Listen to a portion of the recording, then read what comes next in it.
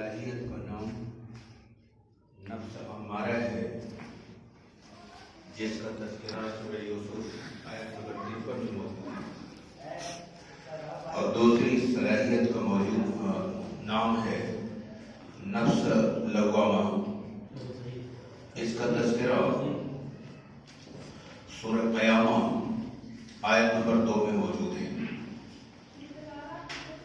نفس امارہ کی صفت ہے سرکشی، ظلم، فساد انگیزی ہے، اور نفس لوامہ کی صفت ہے اعتراف، تواضع، انصاف پسندی۔ گویا کسی آدمی کے اندر نفس امارہ کا جاگنا ظلم کا جاگنا ہے، اور کسی آدمی کے اندر نفس لوامہ کا جاگنا انصاف کا جاگنا ہے۔ اور یہ دونوں صلاحیتیں ہر آدمی کے اندر موجود ہیں، لیکن ابتدائی حالت میں یہ سوئی ہوئی رہتی ہے۔ جب آپ کا کسی آدمی سے معاملہ پڑتا ہے تو اس وقت آپ کے لیے ان دو میں سے کسی ایک کے انتخاب کا موقع ہوتا ہے۔ آپ چاہیں تو نفس امارہ کو اپنا حصے دار بنا لیں، اور آپ چاہیں تو نفس لوامہ کو اپنے حصے میں لے لیں۔ اس کا انحصار اس پر ہے کہ آپ آدمی کے اندر چھپی ہوئی دونوں صلاحیتوں میں سے کس صلاحیت کو جگا رہے ہیں۔ ہر آدمی کے اندر آپ کا ایک مخالف انسان چھپا ہوا ہے، ایک موافق انسان چھپا ہوا ہے۔ آپ انسان کے اندر چھپی ہوئی اس صلاحیت میں سے جون سی صفت کو جگائیں گے وہی آپ کے حصے میں آئے گا۔ لیکن سب سے برا شخص وہ ہے جس کے لیے یہ موقع تھا کہ وہ انسان کے اندر سے اپنے موافق انسان کو جگائے۔ اس نے اپنی نادانی سے مخالف انسان کو جگا دیا۔ یہی وہ بدبخت انسان ہے جس کے بارے میں رحمت عالم صلی اللہ علیہ وسلم نے یوں فرمایا کہ فتنہ سویا ہوا ہے، اس شخص پر اللہ کی لعنت ہے جو فتنے کو جگائے۔ ابھی تک جتنی بات ہم نے کیا یہ بہت بنیادی اور اہم بات تھی، لیکن شاید کم سمجھ میں آیا ہوگا، اس لیے اب اس بات کی وضاحت کے لیے میں ایک ایسا واقعہ آپ کے سامنے لانے جا رہا ہوں جس کا تذکرہ بخاری و مسلم میں موجود ہے اور بھی حدیث کی کتابوں میں ہے۔ واقعہ یہ ہے کہ رسول اکرم صلی اللہ علیہ وسلم ایک مرتبہ مسجد نبوی میں بیٹھے ہوئے تھے۔ ایک اعرابی مشرک آیا اور مسجد کے ایک حصے میں پیشاب کرنے لگا۔ صحابہ دوڑے کہ اس کو تنبیہ کرو، اللہ کے رسول نے منع کر دیا۔ توجہ چاہتا ہوں، یہ کیا کر رہا تھا؟ مسجد میں پیشاب کر رہا تھا۔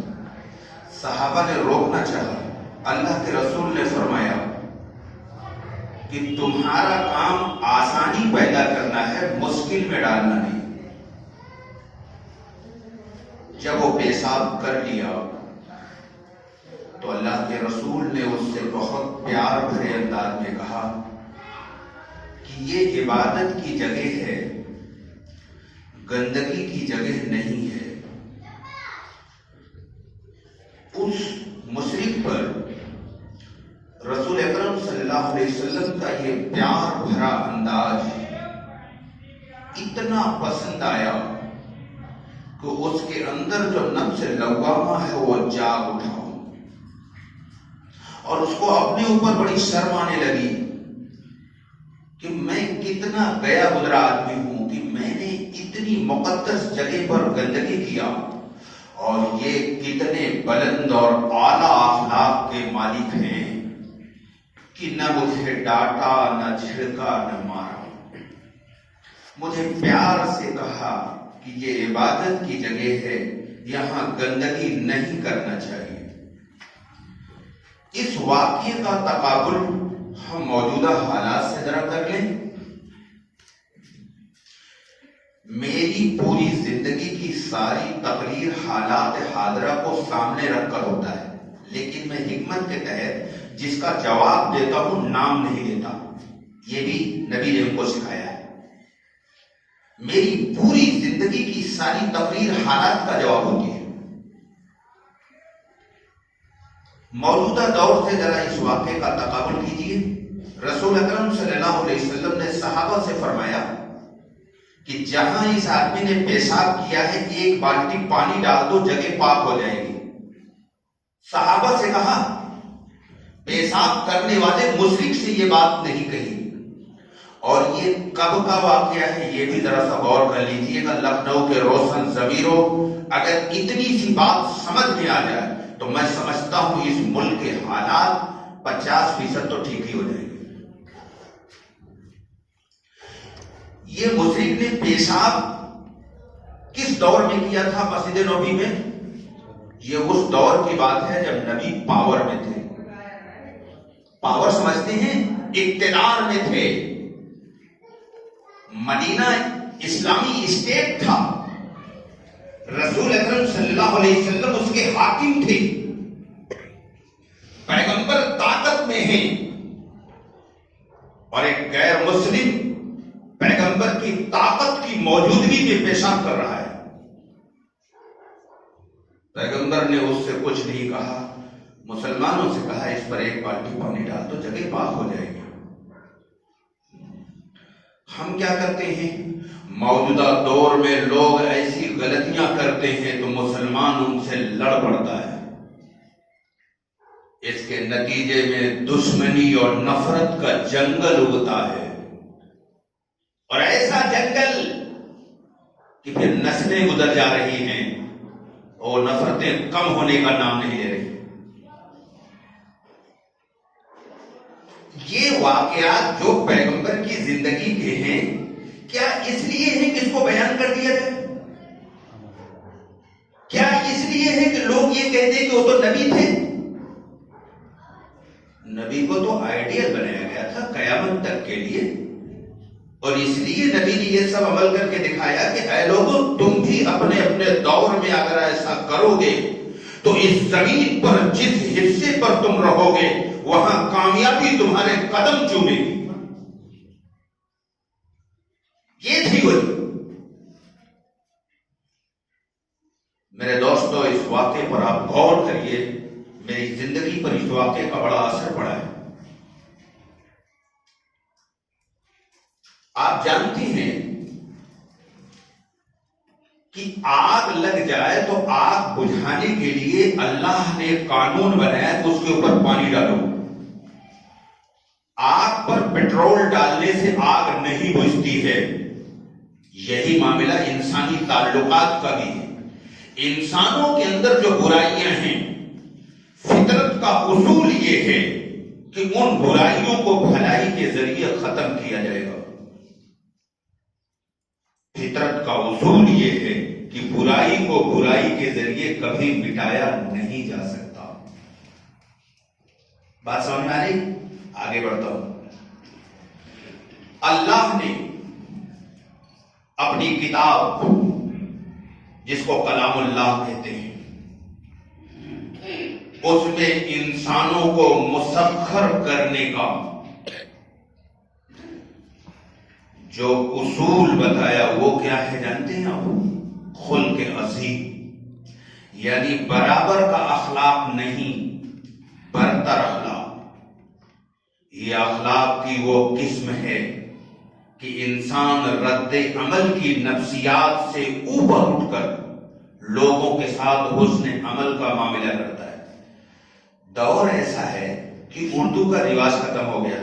میں ایک مرتبہ یہاں عیدگاہ میں، بھٹولی عیدگاہ میں بیان کر رہا تھا، تو یہاں باری انقلاب سے 2 گاڑیاں بھر کر میرے ساتھ میں ہمارے ساتھی سب گئے تھے۔ انہوں نے کہا مولانا آپ نے جو تقریر کی کسی سمجھ میں نہیں آئی، آپ اتنے سخت اردو بول رہے تھے۔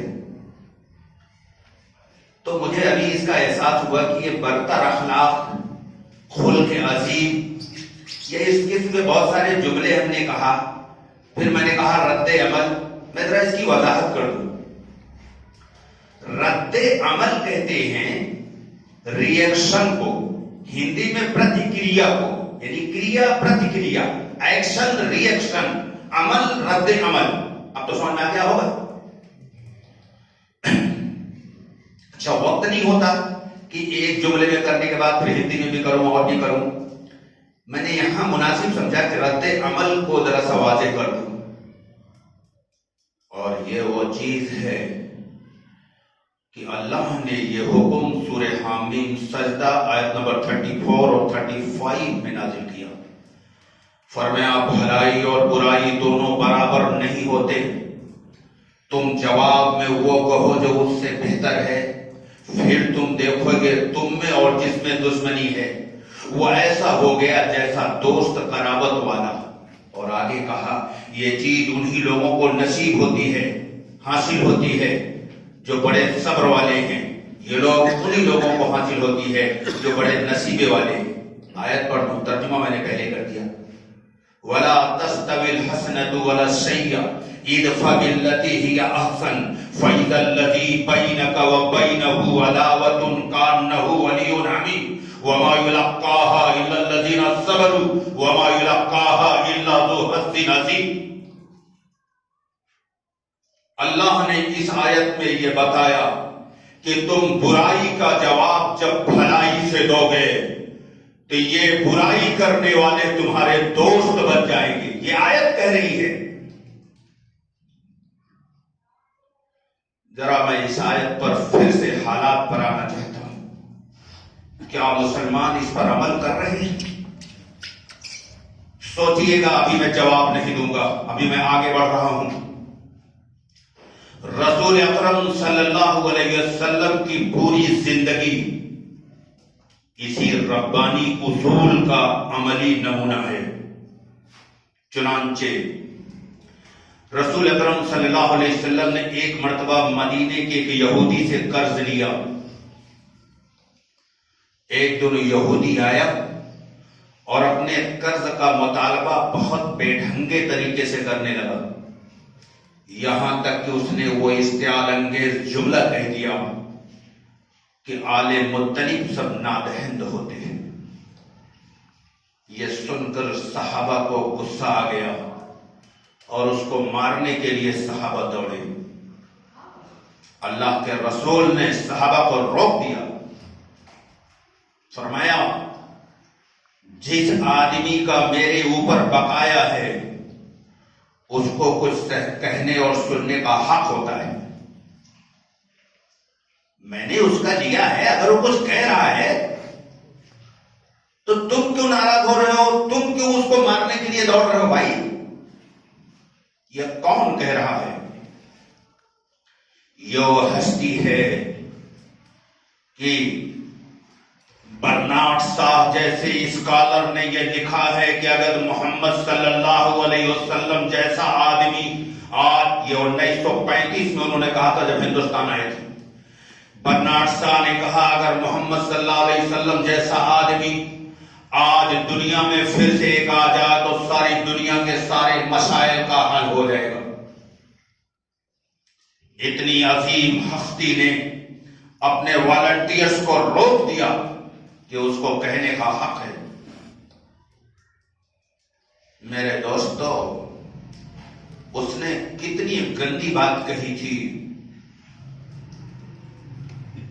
اس نے اتنی گندی بات کہی کہ اس سے زیادہ گندا جملہ نہیں ہوتا ہے کہ رسول عربی کے قرض کے مطالبے میں رسول عربی کو پورے خاندان کو اس نے مجرم ثابت کیا تھا. ایک بات آدمی کسی کو جس سے معاملہ اس کو کہے چلو یہ چل جاتی ہے، لیکن اس کے دادا بابا پر آ جائے آدمی، یہ معمولی بات نہیں تھی، بہت گندی بات تھی، لیکن پیغمبر نے کہا کہ اس کو کہنے کا حق ہے. جانتے ہیں آپ اس کا اس پر کیا اثر ہوا تھا؟ اس یہودی نے جب اپنی بیہودہ بات کے جواب میں پیغمبر کا محبت بھرا جملہ سنا، اس یہودی نے سچائی کا اعتراف کر لیا اور توحید کا جملہ اپنی زبان پر لاتا ہے، لا الہ الا اللہ محمد الرسول اللہ. پیار سے دل کو جیتنے والے نفرت کے اظہار میں گم ہیں۔ میں ذرا اور آگے بڑھ رہا ہوں اس کی تفصیل کے لیے۔ اس سے بڑا کوئی واقعہ نہیں آج دنیا میں اور خاص طور سے اس ملک میں جو لوگ آج منظر عام پر آ کر یہ کہہ رہے ہیں اور ایسی ویڈیو بنا کر بھیج رہے ہیں میرے پاس کہ اسلام بربریت سکھاتا ہے، میں ان کا نام لیے بغیر میں ان کو جواب دے رہا ہوں، اور مجھے معلوم ہے کہ میں ہر جمعے کو جو بیان کرتا ہوں لوگوں تک پہنچتا ہے، وہ میرے بیان کو غور سے سنتے ہیں، اس لیے میں آپ سے مخاطب ہوں، میں آپ کو جواب دے رہا ہوں۔ آج کا میرا بیان آپ غور سے سن لیجئے گا کہ اسلام کا بربریت سے کوئی تعلق اور کوئی واسطہ نہیں ہے۔ میں اتنی بڑی دلیل دینے جا رہا ہوں کہ اے جھوٹا الزام لگانے والے، تم اپنی پوری تاریخ میں مجھے ڈھونڈ کر کوئی ایک ثبوت دے دو کہ کسی نے انسانیت کے ساتھ ایسی محبت کا ثبوت دیا ہو۔ مکہ، وہ مکہ جو نبی کا جنم استھل ہے، برادران وطن تمہاری محبت میں تمہارا جملہ استعمال کر رہا ہوں، وہ مکہ جو محمد عربی کا جنم استھل ہے، اس مکے کے لوگوں نے آپ پر ظلم کے پہاڑ توڑے، آپ کے گلے میں فندہ لگا کر دونوں طرف سے کھینچا ہے، آپ کے اوپر اونٹ کی اوجھ لا کے ڈالا ہے۔ اوجھ کے ڈالنے کو لوگ سمجھتے نہیں، میں کسی جمعے کس کی وضاحت کروں گا۔ اوجھ ڈالنے کے بعد اگر کوئی دوسرا نہ آئے تو آدمی ختم ہو جاتا ہے، لیکن لوگ جانتے نہیں یہ کتنا خطرناک، پوری گردن اس میں پھنسا دی جاتی ہے۔ آپ کے اوپر اوجھ ڈالی گئی، آپ کے اوپر کانٹے ڈالے گئے، آپ کے قتل کے منصوبے بنائے گئے، آپ کو وہاں رہنے نہیں دیا گیا، آپ کے دوستوں کے ساتھ ظلم کی وہ آندھیاں چلائی گئی کہ جس کو بیان کرنے سے دل کانپتا ہے۔ لیکن جب اللہ کے رسول مکے میں فاتح بن کر داخل ہو رہے تھے، 10,000 والنٹیئر اللہ کے نبی کے ساتھ تھے، اور مکے میں جب فاتح بن کر داخل ہوئے، اس وقت مکے کے یہ تمام ظالم جو جنگی مجرم بھی تھے، یہ ظالم ہونے کے ساتھ جنگی مجرم بھی تھے، یہ اللہ کے نبی کے سامنے لائے گئے، سب کی گردنیں جھکی ہوئی تھی۔ یہ کون تھے جنہوں نے نبی کے گلے میں فندہ ڈالا تھا؟ یہ کون تھے جنہوں نے نبی کی راہ میں کانٹے بچھائے تھے؟ یہ کون تھے جنہوں نے نبی کے قتل کا منصوبہ بنایا تھا؟ یہ کون تھے جنہوں نے نبی کی لخت جگر کا حمل سخت کر دیا تھا؟ یہ کون تھے جنہیں نبی کو بے وطن کر دیا تھا؟ لیکن پیغمبر نے ان کے ساتھ کیا کیا؟ ہے کوئی ریڈر، ہے کوئی ریفارمر، ہے کوئی لیڈرشپ جو ایسے اخلاق کا ثبوت دیتی ہو؟ پیغمبر نے کوئی ملامت کا جملہ بھی نہیں کہا۔ ان تمام ظالم اور جنگی مجرموں کو ایک جملے میں بلا کسی شرط کے کہا، جاؤ ہم نے تم سب کو آزاد کر دیا، لا تثریب علیکم اليوم، آج ہم تجھے تمہارے ماضی کے مظالم پر شرمندہ نہیں کریں گے۔ لا تثریب علیکم اليوم، ہم تمہیں تمہارے ماضی کے مظالم پر شرمندہ، جاؤ سب آزاد۔ الزام لگانے والوں دنیا میں کوئی ایک مثال تو لاؤ جس نے نبی کو قتل کا پلان بنایا ہو، جس نے نبی کو گھر میں رہنے نہ دیا ہو، جس نے نبی کو گھر سے بے گھر کر دیا ہو، اور نبی جب فاتح بن کے داخل ہوتے ہیں سب کو معاف کر دیا۔ الزام لگانے والوں تمہاری تاریخ یہ ہے، میں نے تمہاری تاریخ کو پڑھا ہے کہ جب تم کسی ملک میں فاتح بن کے داخل ہوئے تو ہنستے بستے شہروں کو کھنڈرات میں تبدیل کر دیا، ماؤں کی ممتائیں لوٹ لیا، بہنوں کی عزتیں لوٹ لیا، ہماری عورتوں کو تو نے بے اولاد کر دیا۔ یہ تمہاری تاریخ ہے اور یہ ہماری تاریخ ہے۔ فیصلہ خود کر لیجئے گا، الزام لگانے والوں فیصلہ خود کر لیجئے۔ ایک دلیل اور دیتا ہوں، الزام لگانے والوں رسول اکرم صلی اللہ علیہ وسلم جب مدینہ کے حاکم بنے تو وہاں ایک دوسری قوم بھی رہتی تھی جو دنیا کی سب سے بریلینٹ قوم اس وقت بھی تھی اور آج بھی ہے. اس قوم کو جیوز کہتے ہیں اور یہودی کہتے ہیں. انگریزی میں جیوز کہتے ہیں. یہ دنیا کی سب سے بریلینٹ قوم اس وقت بھی تھی، آج بھی. اللہ کے نبی نے ان کو یہ پاور دیا کہ تم اپنے معاملات کا فیصلہ اپنی شریعت کے مطابق کرو. یہودیوں کی الگ جوڈیشری بنائی، الگ نیایالے بنایا، اردو میں کہیں گے الگ عدالت بنائی، اور یہودیوں کو یہ پاور دیا کہ تم اپنی شریعت کے مطابق فیصلہ کرو.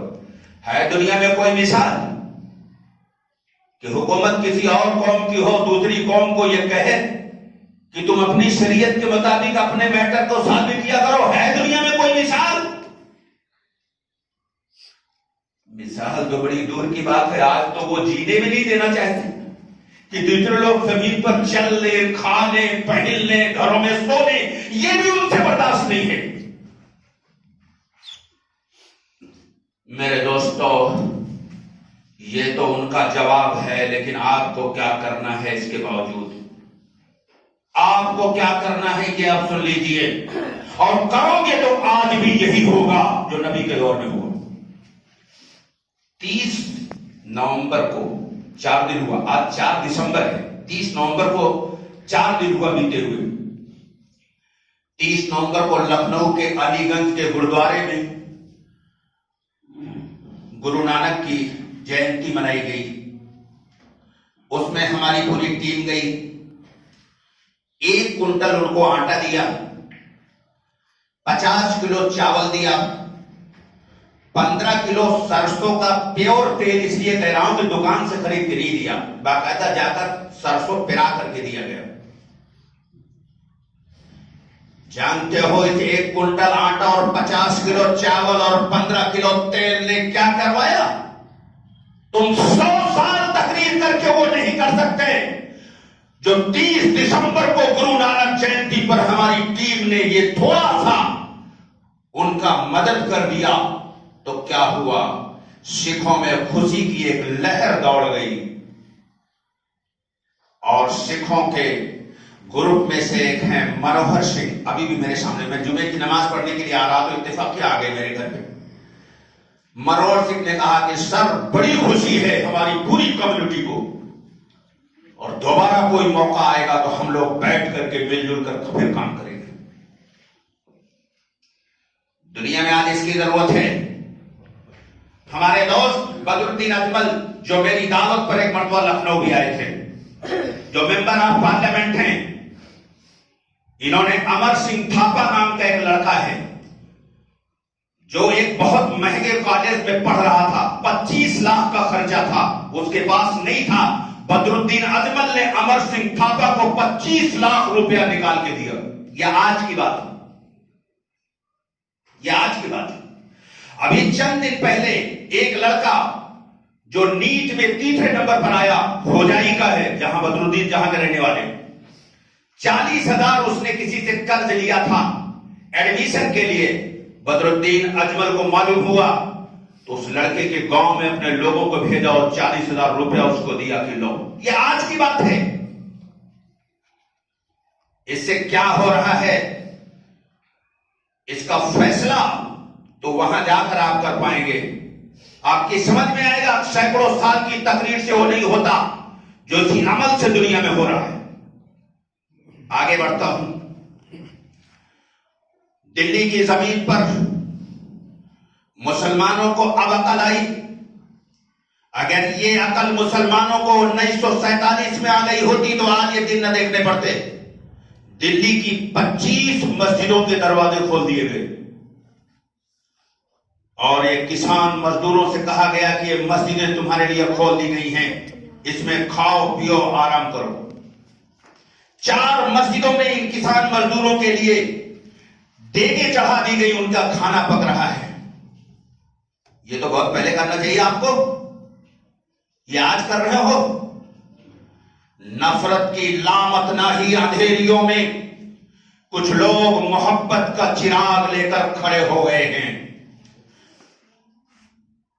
نفرت کے متوالے ہنس رہے ہیں، لیکن یہ چراغ سے چراغ جلاتے چلے جا رہے ہیں۔ اور اس سے کیا ہو رہا ہے ایک جملے میں بتا دوں، اس سے کیا ہو رہا ہے ایک جملے میں بتا دوں۔ تقریباً 100 سال نفرت کو پھیلانے کے لیے یہاں کی ایک مخصوص تنظیم، جس کا میں نام نہیں لینا چاہتا، تقریباً 100 سال اس زمین ہندوستان پر جس قوم نے نفرت پھیلانے کا کام کیا، اب مسلمانوں کے اس عمل سے وہ بے چین ہو گئے کہ ہم نے جو نفرت کی کھیتی بوئی ہے، یہ تو ان کے عمل سے یہ نفرت کی کھیتی سوکھ رہی ہے اور لوگ آپس میں محبت اور ہمدردی کا پیکر بنتے جا رہے ہیں۔ جبکہ ابھی 20 کروڑ میں 2000 کی بھی تعداد مشکل سے نکل رہی ہے۔ اگر 20 کروڑ کا 2.5%، یعنی 2.5 کروڑ مسلمان اگر اس بھارت میں برائی کا جواب محبت سے دینا شروع کر دے، برائی کا جواب بھلائی سے دینا شروع کر دو، تو جانتے ہو ان کی ساری پلاننگ دھری کی دھری رہ جائے گی۔ ان کی پلاننگ ابھی جب یہ جو کرنا چاہتے ہیں، میں اس کا نام لینا چاہتا ہوں، وہ 2025 کے بعد کریں گے۔ خدا کی قسم ہے مسلمانوں، اگر یہ چاہتے ہو کہ ظلم کی آندھیاں رک جائیں، اگر یہ چاہتے ہو کہ اس ملک میں امن قائم ہو جائے، تو تمہیں اس بات کا عزم کرنا پڑے گا۔ دنیا میں اس سے بڑا کوئی ہتھیار نہیں ہے کہ تم ہر برائی کا جواب محبت سے دینا سیکھ لو۔ خدا کی قسم سارے مسئلے چٹکیوں میں حل ہو جائیں گے۔ یہ وہ فارمولا ہے جو ہم کر کے دیکھ رہے ہیں، چند لوگ ہیں کر رہے ہیں۔ ہمارے ایک حسن اکبر صاحب ہیں، ڈاکٹر حسن اکبر صاحب، الماس شو روم جن کا یہاں چوک کے پاس میں ہے، وہ بھی اس طرح کا کام بیچارے کر رہے ہیں۔ سید عبداللہ طارق صاحب گرو نانک جینتی میں پورے ہندوستان میں سکھوں کے ساتھ مل کر کے ان کا تعاون کیا، پورے ہندوستان میں۔ اور بہت ساری شخصیات ہیں جو ہندوستان میں اس طرح کام کر رہے ہیں۔ ان کی اس کام کرنے پر کیا ہو رہا ہے، میں اس کا ایک جملہ بتانے جا رہا ہوں۔ ایک انٹرنیشنل شخصیت ہے جو پیس کے فائنل اتھارٹی کہے جاتے ہیں، انہوں نے بھی اس طرح کا کام کیا، میں ان کا نام جان بوجھ کے نہیں لے رہا ہوں۔ تو ان کی اس محنت پر ایک ایسا آدمی کھڑا ہوا جس کا نام رجت ملہوترا ہے۔ یہ انٹرنیشنل بینک کے مینیجر تھے، ابھی شاید ریٹائر ہو گئے۔ یہ پورے ہندوستان میں، چونکہ انٹرنیشنل آدمی ہیں اور پوری دنیا میں یہ آدمی گھوم کر کے قرآن کی دعوت دے رہا ہے۔ یہ رجت ملہوترا، یہ تو مسلم نہیں نا، لیکن یہ قرآن کی دعوت دے رہے ہیں۔ خدا کی قسم اس ہندوستان میں کروڑوں رجت ملہوترا چھپے ہوئے ہیں، کروڑوں رجت ملہوترا چھپے ہوئے ہیں۔ شرط یہ ہے کہ تم تھوڑا جاگ جاؤ۔ اور ایک آخری بات بتا دوں، ورنہ سوچو کہ مولانا ہمیشہ اسی طرح کی باتیں بتاتے ہیں۔ ایک آخری بات بتا دوں، اللہ کا ایک پلان ہے، اللہ کرے ہم سب کو اس میں حصہ ہو جائے۔ اللہ نے اپنے اس پلان کو سورہ محمد میں نہیں، سورہ فتح میں، سورہ توبہ میں، سورہ صف میں 3 جگہ بیان کیا۔